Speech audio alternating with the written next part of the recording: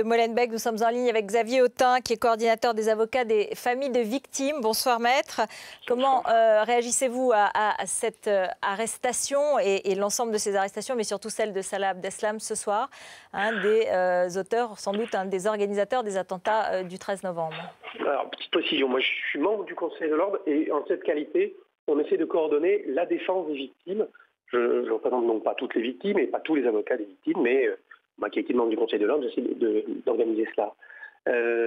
C'est une bonne nouvelle et c'est à la fois sans doute très angoissant et très inquiétant pour tous ceux qui ont été victimes de cela, mais je ne vais pas parler en leur nom, je ne suis pas victime.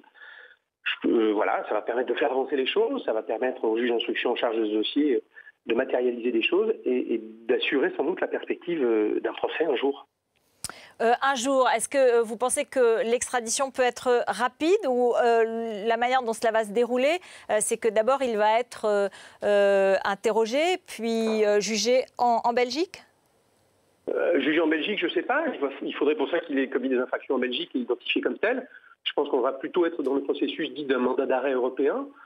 Mandat d'arrêt qui est d'ailleurs probablement déjà émis à l'heure où on parle, peut-être même avant, par le juge d'instruction. Et c'est une procédure qui est beaucoup plus simple que l'étaient autrefois les extraditions et beaucoup plus rapide parce que les gens restaient de longue durée en prison et les procédures étaient un peu bloquées. De ce fait, là, le mandat d'arrêt européen, ça permet à quelqu'un d'être effectivement transféré dans le pays qui le réclame plus rapidement et donc de faire avancer le dossier.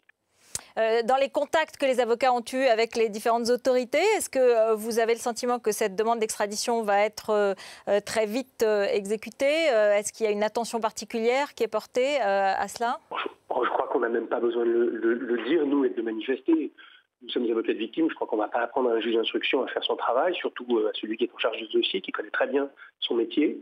Et ils l'ont fait, ils l'ont évidemment fait. Je ne vois pas le juge d'instruction ne pas déjà d'avoir demandé l'extradition, enfin d'avoir déjà délivré un mandat d'arrêt européen à l'encontre de M. Abdeslam, c'est une évidence. Donc non, là-dessus je ne suis pas inquiet sur la volonté des pouvoirs publics et du juge d'instruction et du parquet antiterroriste de Paris.